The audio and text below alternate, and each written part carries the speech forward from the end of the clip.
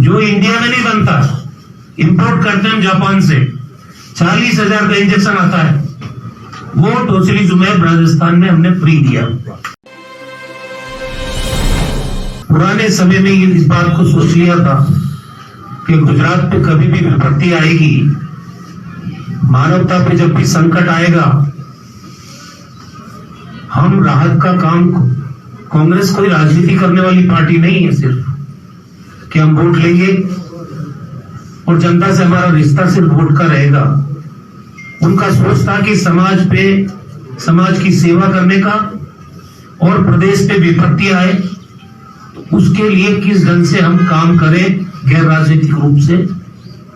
इसी उद्देश्य से उन्होंने गुजरात राज्य समिति बनाई। और मुझे खुशी है आज, चाहे भूकंप आया हो कच्छ के अंदर, हमने राजस्थान में तब भी टीमें भेजी थी। गौरव भाई यहाँ बैठे हैं, लंबे समय तक 1-1.5 महीने तक वो खुद वहां रहे थे। 5-6 बार सोनिया जी खुद आई वहां पे। और राजस्थान का मेरे ख्याल से बड़ी मात्रा में कांग्रेस पार्टी का कार्यकर्ता भी, गुजरात का कार्यकर्ता भी और राज सामग्री भी, तमाम काम हम लोगों ने उस टाइम भी वहां किया। विपत्तियां आती रहती है, ये पूछ के नहीं आती, प्राकृतिक आपदा के रूप में भी आ सकती है। आज सदी की भीषणतम महामारी के दौर से पूरी दुनिया और हमारा देश और गुजरात भी गुजर रहा है। अब ऐसी परिस्थिति में लोगों को मदद की जरूरत रहती है।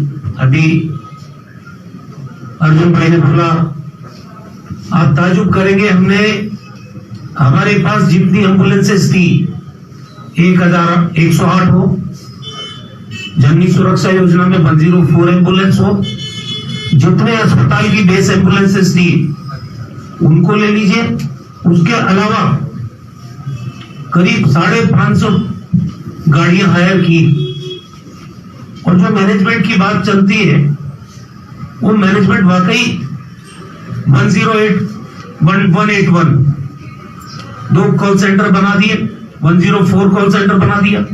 कोई फोन करेगा, उसके घर पे एम्बुलेंस जाएगी, एम्बुलेंस के अंदर ऑक्सीजन सपोर्ट होगा, क्योंकि कोविड के अंदर सबसे ज्यादा जरूरत इंसान की जिंदगी बचाने में अगर कोई काम चीज करती है तो वो करती है ऑक्सीजन सपोर्ट।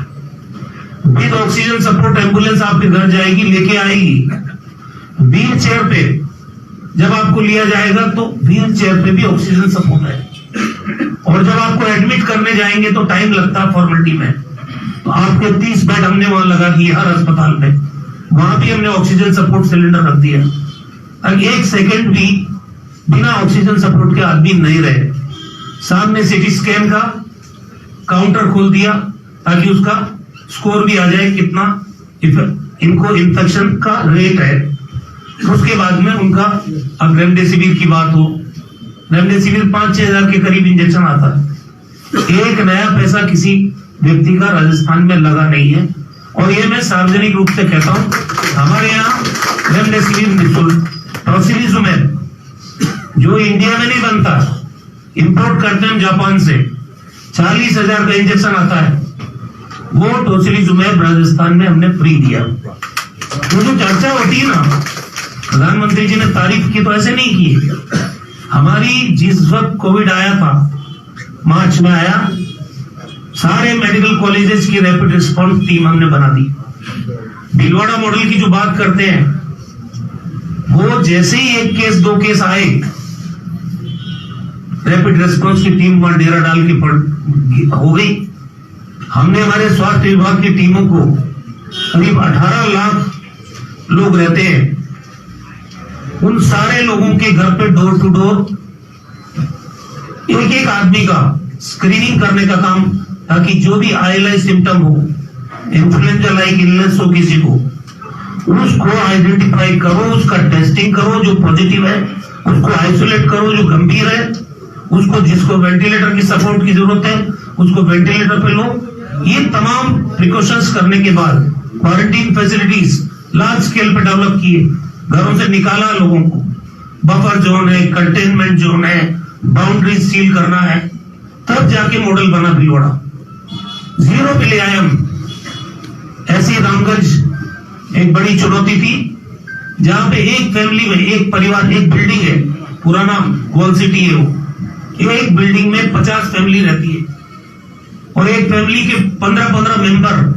आप सोशल डिस्टेंस मेंटेन कैसे करोगे? हमने वहां रिलीजियस लीडर से बात की, पत्ता भी नहीं हिल रहा था तब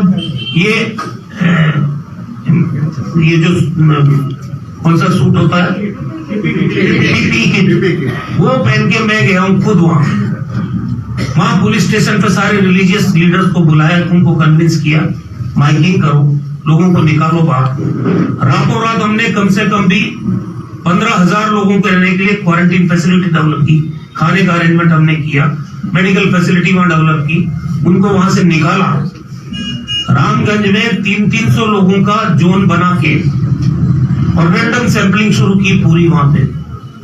लोग कह रहे थे कि भीलवाड़ा में सफल हो गए, रामगंज चैलेंज इनके पास कैसे करेंगे। और मैं, खुशी है मेरी, एक आदमी कोई मस्कत से आया था या ओमान से, उसकी वजह से स्प्रेड हुआ, इतना तेजी से स्प्रेड हुआ, कैजुअलिटीज भी होने लगी।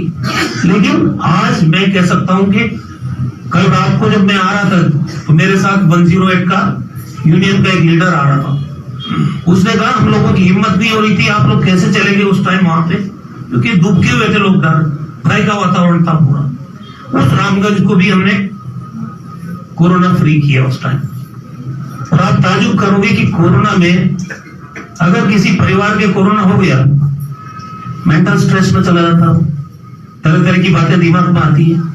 राजस्थान के हर जिले में मेंटल काउंसलिंग के सेंटर बनाए ताकि उसको उस सिंड्रोम से निकाल के लाए। हमने जो कोविड से रिकवर हो जाओगे आप, उसके बाद आपके लीवर पे इफेक्ट आ सकता है, हार्ट पे इफेक्ट आ सकता है, पैंक्रियास पे इफेक्ट आ सकता है। जो डायबिटिक नहीं थे वो लोग डायबिटीज हो गई, और अगर आपके डायबिटीज हो गई तो फिर आफ्टर इफेक्ट में आपको म्यूकोरमाइकोसिस, ब्लैक फंगस, इतने हॉरिबल पिक्चर्स मैंने देखी है। लेकिन हमें खुशी है कि 500 लोगों का अगर सर्जरी हुई है हमारे यहाँ, तो उसमें कैजुअलिटी इन जनरल म्यूकोरमाइकोसिस में 50% होती थी, हम उसको रिड्यूस करके 5% पे लेके आए।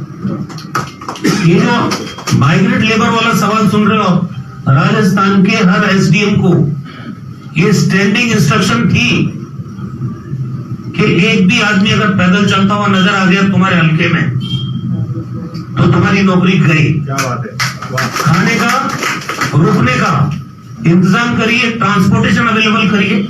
अगर बिहार का आदमी बिहार छोड़ के आइए, आपको यूपी का आदमी यूपी छोड़ के आइए, कैलकाटा तक हमने गाड़ियों को भेजा। वहां एक आदमी पूरी पेंडेमिक के दौरान जब इतनी हॉरिबल पिक्चर्स आ रही थी कि सूटकेस के व्हील पे बच्चा लेटा हुआ है और वो सैकड़ों किलोमीटर तक लोग अपने अपने राज्यों से अपने प्रदेश में जाने के लिए पैदल घूम रहे थे, तब हमने राजस्थान में किसी को पैदल नहीं चलने दिया।